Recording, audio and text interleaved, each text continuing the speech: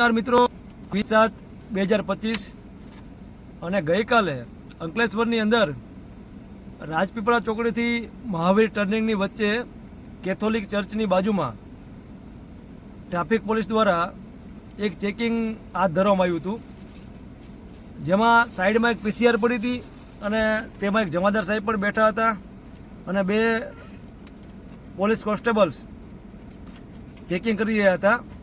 ત્યારે જાહેર જનતાની સાથે તે લોકોનો કેવો વ્યવહાર છે તે તમે આ નીચેના વિડીયોમાં જુઓ. હા ચાલુ છે, તમે બોલે. હા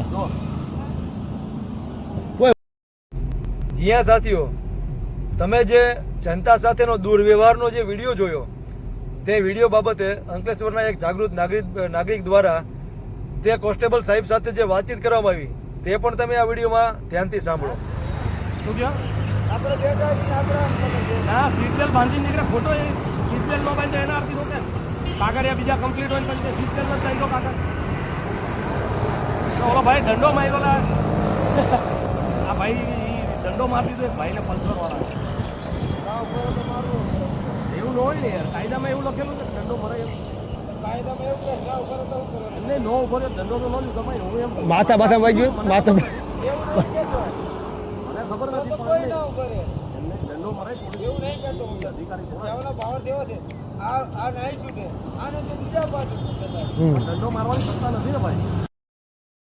તો તમે જે સાંભળ્યું અને તમે જે જોયું તેની પરથી એવું લાગી રહ્યું છે કે જે વ્યક્તિના પીઠ પાછળ દંડો મારવામાં આવ્યો તે વ્યક્તિ જાણે આ દેશમાંથી કોહિનૂરનો હીરો લઈને ભાગી રહ્યો છે અને આ દેશમાં લાયસન્સ અને આરસી બુક આની વગર આ દેશ કેટલો પાછળ રહી ચૂક્યો છે કે આ દેશમાં આ લોકો એટલા માટે જ ઊભા હતા ને, લાયસન્સ અને આરસી બુક માટે. બીજું તો એ લોકોનો હેતુ શું હતો?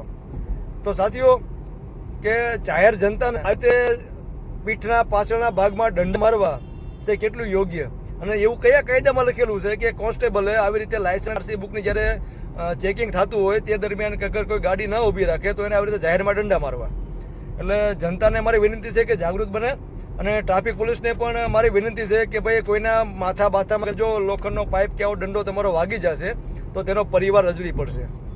જય ભારત, જય સંવિધાન સાથીઓ.